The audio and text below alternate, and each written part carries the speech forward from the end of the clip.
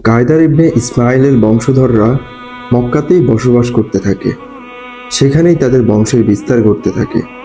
একসময় তাদের থেকে উদ্ভব ঘটে আদনানের, এরপর তার ছেলে মাআদের। মূলত আদনান থেকে শুরু করে আদনানি আরবগণ তাদের বংশধারার পূর্ণ সংরক্ষণ করে। এই আদনানি হল নবী করিম সাল্লাল্লাহু আলাইহি ওয়াসাল্লামের বংশের 21তম পুরুষ। নবী করিম সাল্লাল্লাহু আলাইহি ওয়াসাল্লাম থেকে বর্ণিত, তিনি যখন বংশ গণনা করে আদনান পর্যন্ত পৌঁছে যেতেন, এরপরে আর আগে বাড়াতেন না, বরং তখন তিনি বলতেন, বংশ গণনাকারীরা মিথ্যা বলেছে।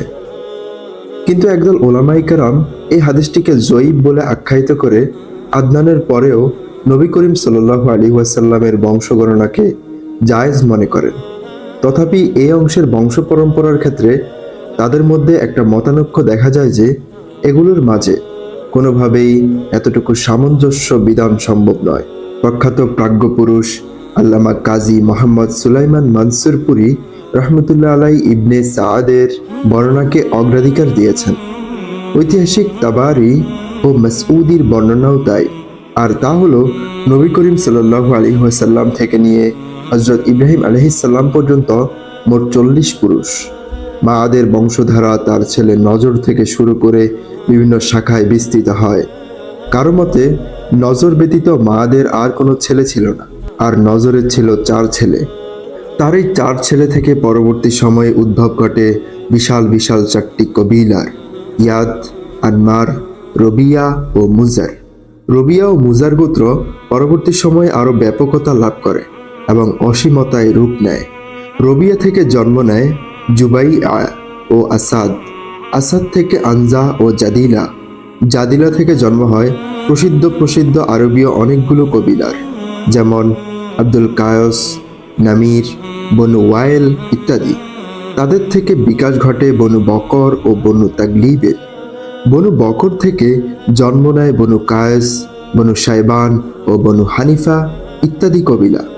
আর আনজা থেকে উচ্চারিত হয় বর্তমান সৌদি আরবের বাদশাহ সৌদের বংশধারা। মুজার গোত্রগুলি পরবর্তী 2টি বৃহৎ শাখায় বিভক্ত হয়ে পড়ে। কায়স আইলান বিন মুজার ও ইলআস বিন মুজারের বংশধর। কায়স আইলানের বংশ থেকে বের হয় বনু সালিম, বনু হাওয়াজিন, বনু সাকিফ, বনু সাসা, বনু গাতফান। বনু গাতফান থেকে জন্ম নেয় আবস, জুবআন, আশজা ও আসুর ইত্যাদি। ইলিয়াস বিন মুজার থেকে জন্ম নেয় তামিম বিন মুররা, হুয়াইল, হুজাইল বিন মুদ্রিকা, বনু আসাদ বিন খুজাইমা। কেনানা বিন খুজাইমার বংশধারা। কেনানা থেকে উৎপত্তি হয় কুরাইশ বংশের। তারা হলো ফিহর বিন মালিক বিন নজর বিন কেনানার বংশধর। কুরাইশরা পরবর্তী সময়ে বিভিন্ন কবিলায় বিভক্ত হয়ে পড়ে। তন্মধ্যে প্রসিদ্ধ কয়েকটি হলো জুমাহ, সাহম, আদি, মখজুম, তায়ম, জুহুরা ও কুসাই বিন কিলাবের বংশধর। আর তারা হলো আব্বুদার বিন কুসাই, আসাদ বিন আব্দুল উজ্জা বিন কুসাই, আব্দে মানাব বিন কুসাই। আব্দে মানাব থেকে আবার 4টি শাখা বের হয়। তারা হলো আব্দে শামস, নওফল, মুত্তালিব ও হাসিম। এই হাসিমের ঘর থেকে আল্লাহ তাআলা সৈয়দনা মুহাম্মদ বিন আব্দুল্লাহ বিন আব্দুল মুত্তালিব বিন হাসিমকে নবী ও রসুল হিসেবে মনোনীত করেন সাল্লাল্লাহু আলাইহি ওয়াসাল্লাম। রাসূল করিম সাল্লাল্লাহু আলাইহি ওয়াসাল্লাম ইরশাদ করেন, আল্লাহ তাআলা ইব্রাহিম আলাইহিস সালামের সন্তানগণ থেকে হযরত ইসমাঈল আলাইহিস সালামকে মনোনীত করেন। আর ইসমাঈলের সন্তান থেকে বনু কেনানাকে নির্বাচিত করেছিলেন। বনু কেনানা থেকে বাছাই করেছিলেন কুরাইশকে, আর কুরাইশ থেকে মনোনীত করেছিলেন বনু হাসিমকে, আর বনু হাসিম থেকে পছন্দ করেছিলেন আমাকে। সুবহানাল্লাহ। আব্বাস বিন আব্দুল মুত্তালিব রাদিয়াল্লাহু তাআলা বলেন, রাসূল করিম সাল্লাল্লাহু আলাইহি ওয়াসাল্লাম ইরশাদ করেছেন, আল্লাহ তাআলা গোটা মাখলুকাতকে সৃষ্টি করলেন, এরপর আমাকে উত্তম দল ও উত্তম বংশের অন্তর্ভুক্ত করলেন। এরপরে অনেক কবিলাকে উত্তম সৃষ্টি করলেন, আর আমাকে বানালেন সর্বোত্তম কবিলা থেকে। এরপর অনেক ভালো ঘর তৈরি করলেন, আর আমাকে বানালেন সর্বোত্তম ঘর থেকে। সুতরাং আমি গোটা আরব জাতির মধ্যে মনের দিক দিয়ে এবং বংশের দিক দিয়ে সর্বোত্তম। অন্য এক বর্ণনায় এসেছে, আল্লাহ তাআলা গোটা মাখলুকাতকে সৃষ্টি করলেন, এরপর আমাকে সবচেয়ে উত্তম দলে সৃষ্টি করলেন, অতঃপর তাদেরকে আবার 2 দলে ভাগ করলেন। এবং আমাকে উত্তম দলে সৃষ্টি করলেন। এরপর তাদেরকে বিভিন্ন গোত্রে ভাগ করলেন আর আমাকে বানালেন সর্বোত্তম গোত্রে। এরপর তাদেরকে বিভিন্ন ঘরে ভাগ করে দিলেন আর আমাকে বানালেন সবচেয়ে উত্তম ঘর আর উত্তম মনের অধিকারী।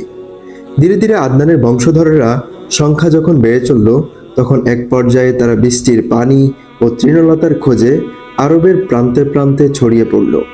এক ধারাবাহিকতায় আব্দুল কায়স, বনু বকর বিন ওয়াইল এবং বনু তামিমের কতগুলো শাখা হিজরত করে বাহরাইনে চলে যায় এবং সেখানে গিয়ে আবাস গড়ে তোলে। অপরদিকে বনু হানিফা বিন আলী বিন বকর ইমামার দিকে বের হয়ে চলে যায় এবং হুজর নামক স্থানে গিয়ে অবতরণ করে। এটা ছিল ইমামার একটি নগর। বনু বকর বিন ওয়াইলের সবাই ইমামা থেকে শুরু করে বাহরাইন, কাজেমা উপকূল এবং ইরাক উপসাগরীয় অঞ্চলের বিস্তীর্ণ গোটা এলাকায় পিপিলিকার মতো ছড়িয়ে পড়ে। ইরাকের মরু অঞ্চলের দিক দিগন্ত, উবুল্লা, হিত এর সবগুলি অঞ্চল তাদের দ্বারা ভরে যায়। বনু তাগলিব ইউফ্রেটিস দ্বীপে অবস্থান গ্রহণ করে। তাদের অনেক শাখা গোত্র বকরে বসবাস করত। আর বনু তামিম বসরার মরু এলাকায় স্থায়ী আবাস গড়ে তুলেছিল। বনু সালিম মদিনার নিকটেই বসবাস শুরু করেছিল। ওয়াদিয়ে কুরা থেকে নিয়ে খাইবর পর্যন্ত একদিকে, অপরদিকে মদিনার পূর্বাঞ্চল থেকে 2 পর্বতের সীমা পর্যন্ত এবং সেখান থেকে হীরা পর্যন্ত ছড়িয়ে পড়েছিল তাদের বংশধররা। বনু আসাদ তাইমার পূর্ব ও কুফার পশ্চিমাঞ্চলে বসবাস করত। তাদেরও তাইমার মাঝে বনু তাই এর ছোট ছোট ঘর বাড়ি ছিল। তাদেরও কুফার মাঝে ছিল 5 দিনের দূরত্ব। জুবআন তাইমা থেকে হুরানের নিকটে বসবাস করত। আর তাহামায় থেকে গিয়েছিল কেনানার শাখা গোত্রগুলি। এ সকল গোত্রের একে অপরের মাঝে কোনো মিল মিছিল বাঁধন ছিল না। তারা ছিল শতাদি বিচ্ছিন্ন, বহুদা বিভক্ত। কিন্তু এক সময় তাদের মধ্যে আবির্ভাব ঘটে কুসাই বিন কিলাবের। সে তাদেরকে তাদের ইতিহাসে প্রথমবারের মতো ঐক্যের সুতোয় গেঁথে দেয়।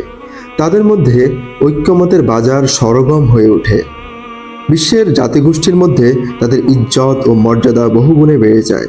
রসুল করিম সাল্লাল্লাহু আলাইহি ওয়াসাল্লামের দাওয়াত ও পয়গামের বিকাশকালে জাজিরাতুল আরবের রাজা বাদশাগণ 2 ভাগে বিভক্ত ছিল। 1. মুকুটধারী সম্রাট। বাহ্যত তারা মুকুটধারী হলেও প্রকৃত অর্থে স্বাধীন ছিল না। 2. গোত্র ও সম্প্রদায়ের সর্দার। মুকুটধারী সম্রাটরা যতটা বৈশিষ্ট্য ও মরদবার অধিকারী ছিল না, তার চেয়ে তাদের প্রতিপত্তি ও বিশেষত্ব এতটুকু কম ছিল না।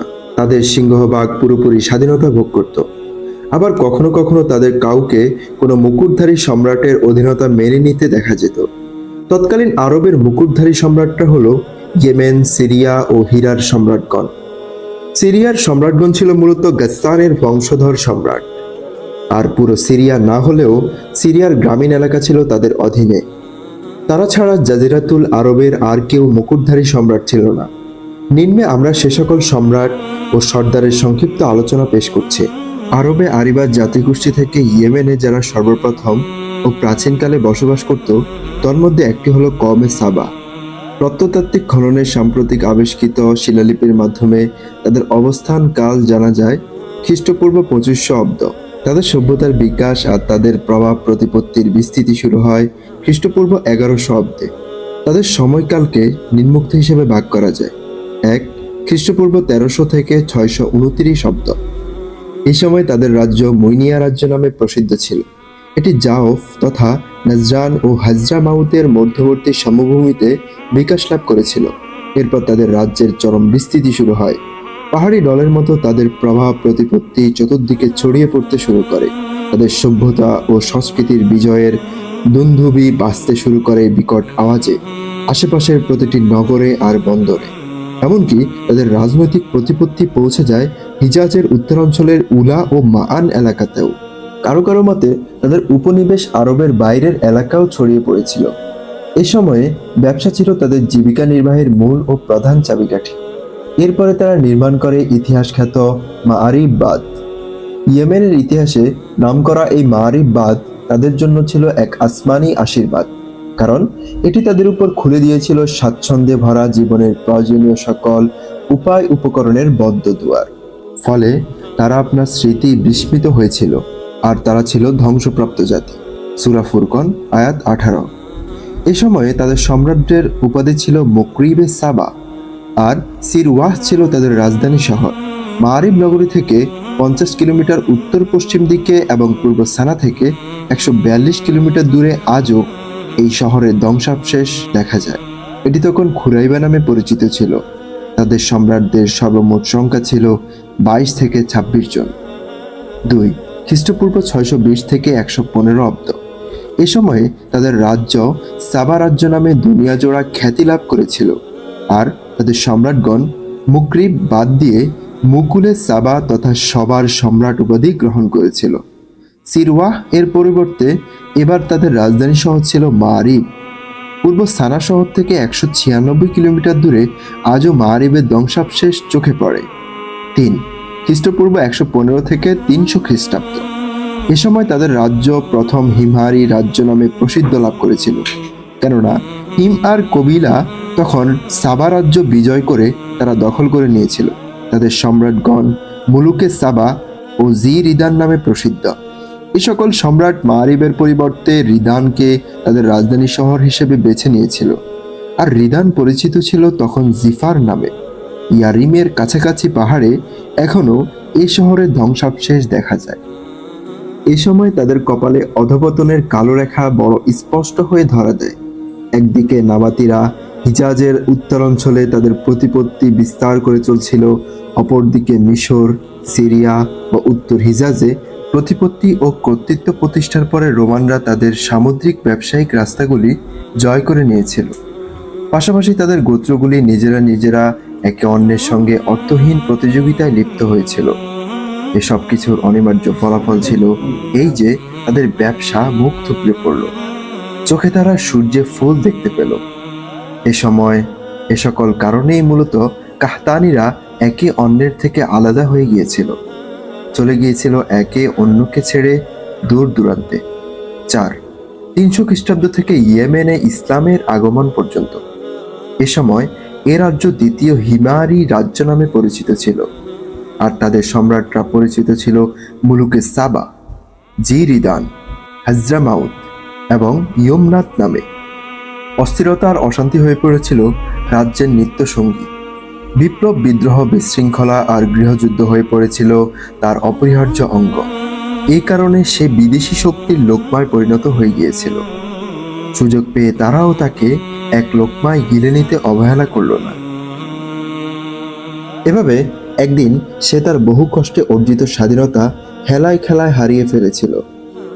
এ যুগে রোমানরা আদনে প্রবেশ করে ফেলেছিল। তাদের সহায়তায় এবং হামদান ও হিমআর গোত্রদ্বয়ের মাঝে চলমান দ্বন্দ্ব সংঘাতের সুযোগ নিয়ে হাবশিরা 340 খ্রিস্টাব্দে প্রথমবারের মতো ইয়েমেন দখল করে নিয়েছিল। তাদের এই দখলদারিত্ব একটানা চলতে থাকে 378 খ্রিস্টাব্দ পর্যন্ত। এরপরে ইয়েমেন তার স্বাধীনতা ফিরে পায়, কিন্তু ততক্ষণে মারিব বাঁধে ছিদ্র দেখা শুরু হয়ে গিয়েছিল। এক পর্যায়ে 450 কিংবা 451 খ্রিস্টাব্দে সেই প্রবল বন্যা সংঘটিত হলো। কুরআনে কারিমে যাকে সাইলুল আরিম বলা হয়েছে, এটা ছিল ইয়েমেনের ইতিহাসে এক চরম দুর্ঘটনা। এতে সেখানকার অঞ্চলগুলো জনশূন্য হয়ে পড়েছিল।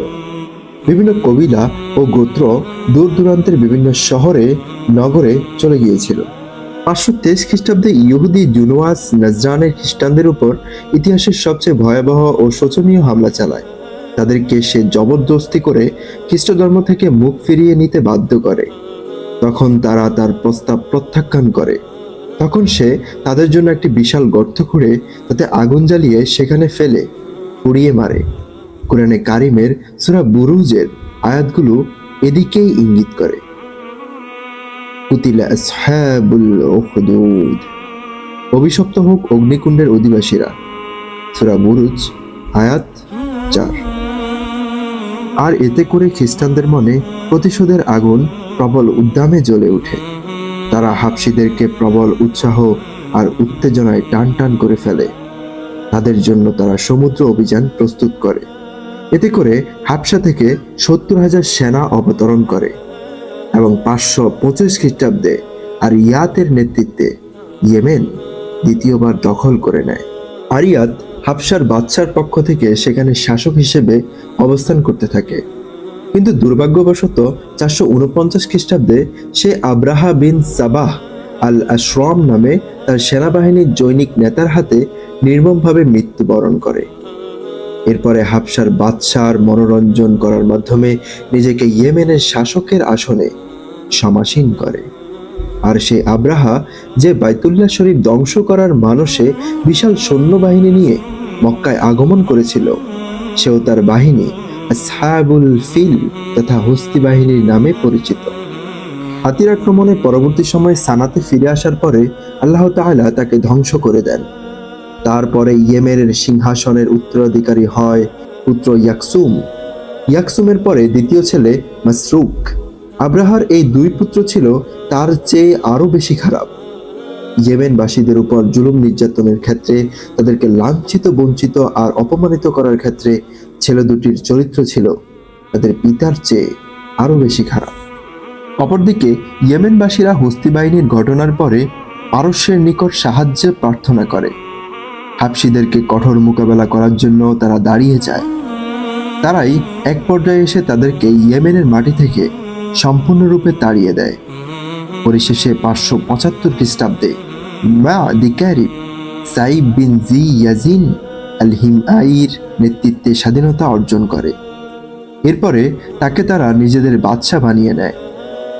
মা'দি কারিব হাবশীদের একটি দল নিজের কাছে রেখে দিয়েছিল। তারা তার খেদমত করত, তার বাহন নিয়ে চলত। সুতরাং তারা সকলে মিলে এক রাতে তাকে হত্যা করে ফেলে। তার মৃত্যুর সঙ্গে জি ইয়াজিন বংশ থেকে রাজত্বের দ্বারা বন্ধ হয়ে যায়। ইয়েমেন পরিণত হয় পারস্যের একটি উপনিবেশে। সেখানে পারস্যের রাজন্যবর্গ একের পরে এক শাসন করতে থাকে। তাদের মধ্যে সর্বপ্রথম ছিল ওয়াহরাজ, এরপরে ওয়াহরাজের ছেলে মির্জাবান, এরপরে তার ছেলে তিনজান, তিনজানের পরে তার ছেলে খসরু বিন তিনজান, সবশেষে বাজান। এই বাজান ছিল সর্বশেষ পারস্য শাসনকর্তা। সে 628 খ্রিস্টাব্দে ইসলাম গ্রহণ করেন।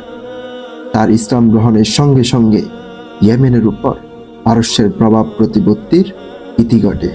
উরুশ আল কাবিরের 557 থেকে 529 খ্রিস্টপূর্ব সময় থেকে পারস্যরা ইরাক ও তার আশপাশের রাজ্যগুলি শাসন করত। সেখানে তাদের মোকাবেলা করার মতো কেউ ছিল না। পরিশেষে 326 খ্রিস্টাব্দে আলেকজান্ডার আল মাকদুনি তাদের বিরুদ্ধে দাঁড়ালো। প্রচণ্ড বীর বিক্রমের সঙ্গে তাদের সম্রাট দ্বারাকে পরাজিত করে তাদেরকে ধ্বংস করে দিল। তাদের প্রভাবের কাঁটা উপড়ে দূরে ফেলে দিল। এতে করে তাদের সাম্রাজ্য টুকরা টুকরা হয়ে গেল। এ সকল অঞ্চলের শাসনকর্তাগণ মুলুকুত তাওয়াইফ নামে প্রসিদ্ধ ছিল। এভাবে 230 খ্রিস্টাব্দ পর্যন্ত এ সকল শাসনকর্তা পৃথক পৃথক হয়ে তাদের শাসন কার্য চালালেন। তাদের শাসনামলেই কাহতানি আরবরা হিজরত করে চলে যায় এবং ইরাকের উর্বর ভূমির কিছু এলাকা দখল করে সেখানে জীবনযাপন করতে থাকে। এরপরে আদনানীদের অনেকেও হিজরত করে সেখানের অনেকের সঙ্গে মিলিত হয়। তাদের সঙ্গে তাদের ঠেলাঠেলি ও প্রতিযোগিতা চলতে থাকে। এক পর্যায়ে ইউফ্রেটিস উপদ্বীপের কিছু অংশে তারা সেখানে তাদের স্থায়ী আবাস গড়ে তোলে। এ সকল হিজরতকারীর মধ্যে মালিক বিন ফাহাম আত-তানুখি সর্বপ্রথম তাদের শাসক নিযুক্ত হন। সে ছিল কাহতান বংশের। সে বাস করত আনবার কিংবা তার পার্শ্ববর্তী এলাকায়। তার মৃত্যুর পরে তার ভাই আমর বিন ফাহম তাদের শাসক নিযুক্ত হয়। সে ছিল কাহতান বংশের। সে বাস করত আনবার কিংবা তার পার্শ্ববর্তী এলাকায়। তার মৃত্যুর পরে তার ভাই আমর বিন ফাহম তাদের শাসক নিযুক্ত হয়। আবার কারো মতে জাজিমা বিন মালিক বিন ফাহম শাসক নিযুক্ত হয়। তার উপাধি ছিল আব্রাস এবং ওয়াজ্জাহ। পারস্যদের হাতে দ্বিতীয়বার আবার ক্ষমতা ফিরে এলো উর্দুশির বিন বাবকের যুগে। সে ছিল ইরানের সাসানি বংশের প্রতিষ্ঠাতা। 226 খ্রিস্টাব্দে সে এই বংশের রাজত্বের উদ্বোধন করেছিল। সে গোটা পারস্যকে এক পতাকা তলে সমবেত করল। তার রাজত্বের সীমান্তবর্তী আরবদের উপর সে নিজের কর্তৃত্ব প্রতিষ্ঠা করল। আর এ কারণে কুজাআরা সিরিয়ার দিকে চলে গেল। কিন্তু হীরা ও আনবারের অধিবাসীরা তার নিকট আত্মসমর্পণ করে বসে পড়ল। উর্দুশিরের রাজত্বকালে হীরা ইরাকের মরু অঞ্চলের গোটা অধিবাসী এবং জাজিরাতুল আরবের রবিয়া ও মুজারের উপর শাসন কার্য পরিচালনা করত জাজিমা আল ওয়াজ্জাহ। উর্দুশের সম্ভবত এ কথা বুঝে নিয়েছিল যে আরবদের উপর সরাসরি শাসনকার্য পরিচালনা করা কোনোভাবেই সম্ভব নয়। তেমনইভাবে তার সাম্রাজ্যের সীমান্তকে তাদের আক্রমণ থেকে রক্ষা করাও সম্ভব নয়। তবে তার জন্য কেবল একটি পথই খোলা ছিল, আর তা হলো তাদের উপর তাদের নিজেদের মধ্য থেকেই এমন কাউকে শাসক বানিয়ে দিতে হবে যার সম্প্রদায় ও কবিলা তাকে সব রকমের সাহায্য সহযোগিতা প্রদান করবে। এতে ফায়দা হবে এই যে একদিকে প্রয়োজনের সময় সে রোমানদের বিরুদ্ধে তাদের কাছে সাহায্য প্রার্থনা করতে পারবে, অন্যদিকে ইরাকের আরবদেরকে রোমানদের আদলে গড়া সিরিয়ার আরবদের সামনে দাঁড় করিয়ে দিতে পারবে। তাছাড়া হিরাস শাসকদের কাছে সর্বদা পারস্যের সেনাবাহিনীর একটি দল অবস্থান করত, যাতে করে যাযাবর আরবদের কেউ সুলতানের বিরুদ্ধে বিদ্রোহ করলে নিমিষেই তাকে থামিয়ে দেয়া যায়। আনুমানিক 268 খ্রিস্টাব্দে জাজিমার মৃত্যু হয়। জাজিমার মৃত্যুর পরে আমর বিন আদি বিন নসর আল লকমি 268 থেকে 288 খ্রিস্টাব্দে হীরা ও আনবারের শাসনকর্তা নিযুক্ত হয়। সে ছিল লুখামি বংশের সর্বপ্রথম শাসক। সেই সর্বপ্রথম হীরা শহরকে নিজের বাসস্থান হিসেবে গ্রহণ করেছিল। তার সময় পারস্যের সম্রাট ছিল কিসরা সাবুর বিন উর্দুশির। এরপর লকমি শাসকগণ একের পর এক কিসরা কুবাস বিন ফিরোজের যুগ পর্যন্ত 448 থেকে 531 খ্রিস্টাব্দ হীরার উপর শাসনকার্য পরিচালনা করতে থাকেন। তার যুগে মজদাকের আত্মপ্রকাশ ঘটে। সে মানুষকে মুক্ত চিন্তা ও স্বেচ্ছাচারিতার দাওয়াত দেয়। কুবাস সানন্দে তার ডাকে সাড়া দেয়। প্রজারাও বসে থাকে না, গা ভাসিয়ে দেয় তার আওয়াজের বাদভাঙ্গা ঢলে। এরপরে কুবাস হীরার শাসনকর্তা মুনজির বিন মা উসামা এর সাথে এই ঘৃণিত দর্শন কাবুলের দাওয়াত দিয়ে সংবাদ পাঠায়। তিনি আত্মমর্যাদাবোধ ও গাম্ভীর্য ভরে তার সে দাওয়াত প্রত্যাখ্যান করলেন। কুবাস তাকে পদচ্যুত করে। তার জায়গায় হারিস বিন আমর বিন হাজার আল কিন্দিকে হীরার শাসক নিযুক্ত করে, কারণ সে পরম আগ্রহ ভরে মজদাকি মজহাব গ্রহণের দাওয়াত কবুল করে নিয়েছিল। কুবাসের পরে পারস্যের সিংহাসনে অধিষ্ঠিত হয় কিসরা আন নওশের ওয়া 531 থেকে 575 খ্রিস্টাব্দ। তিনি এই নতুন মজহাবকে চরম ঘৃণা করতেন। তিনি মজদুক ও তার অসংখ্য চাটুকার চামচাকে হত্যা করলেন। মুনজিরকে পুনরায় হীরার শাসকের পদে নিযুক্ত করে হারিস বিন আমরকে দরবারে ডেকে পাঠালেন, কিন্তু সে ভয়ে দারে কাল্ব এর দিকে পালিয়ে যায়। পরবর্তী সময়ে সেখানেই তার মৃত্যু হয়। মুনজির বিন মা উসামায়ের পরে তার বংশধরদের মধ্যেই হীরার শাসনকার্য পরিচালনা চলতে থাকে। এক পর্যায়ে এসে এই ভার পড়ে নুমান বিন মুনজিরের কাঁধে। কিন্তু সম্রাট কিসরা জায়দ বিন আদি আবাদির পক্ষ থেকে তার বিরুদ্ধে কুৎসা ও অপবাদ রটানোর ফলে তার উপর প্রচণ্ড ক্রুদ্ধ ও ক্ষুব্ধ হন। এরপরে কিসরা নুমানকে পারস্য দরবারে ডেকে পাঠান।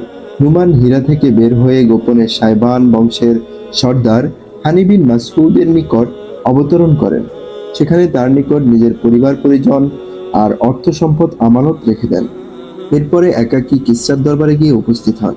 কিসরা তাকে কারারুদ্ধ করে রাখেন। দুর্ভাগ্য ছিল তার। শক্ত কারার দুর্লভ্য বেড়ির মধ্যেই গঙ্গাতে গঙ্গাতে তার জীবন লীলা সাঙ্গ হয়। এদিকে হীরার শাসনকার্য তার বদলে ইয়াজ বিন কবিসা আর তাইর কাছে অর্পণ করা হয়। তিনি হানি বিন মাসউদের কাছে নুমানের অর্পিত সবকিছু চেয়ে সংবাদ পাঠান। হানি অহংকার ভরে তার এই প্রস্তাব প্রত্যাখ্যান করেন এবং বাদশার বিরুদ্ধে যুদ্ধ ঘোষণা করেন।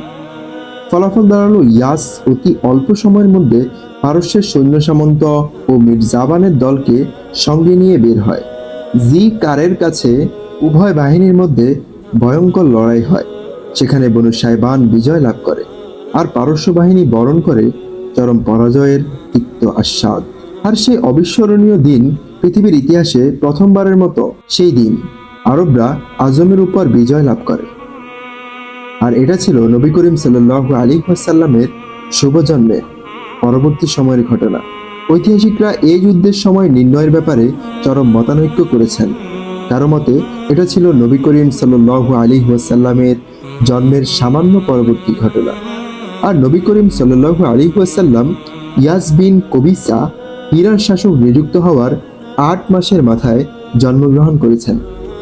আবার কারো মতে এটা ছিল নবী করিম সাল্লাল্লাহু আলাইহি ওয়াসাল্লামের নবুয়ত প্রাপ্তির অল্প কিছুদিন আগের ঘটনা। এই মতটিকে বিশুদ্ধতার অধিক নিকটবর্তী মনে হয়। আবার কেউ কেউ বলেন এটা ছিল নবুয়তের সামান্য কিছু পরের ঘটনা। কারো মতে এটি হয়েছিল হিজরতের পরে, আবার কেউ বলেন বদর যুদ্ধের পরে। এমন আরও অনেক মতামত রয়েছে। ইয়াসের পরে পারস্য সম্রাট কিসরা হিরায় একজন পার্সিয়ান হাকিম নিযুক্ত করে। তার নাম ছিল আজাদ বিহি বিন মাহবিয়ান বিন মেহরা বিন দাদ। সে 614 খ্রিস্টাব্দ থেকে 632 খ্রিস্টাব্দ পর্যন্ত সর্বমোট 17 বছর হীরার শাসনকার্য পরিচালনা করে। এরপরে 632 খ্রিস্টাব্দে হীরার হুকুমত আবারও চলে যায় লখম বংশের হাতে। তাদের মধ্য থেকে নুমান বিন মুনজির মারুর উপাধি ধারণ করে হুকুমতের দায়িত্বভার গ্রহণ করে।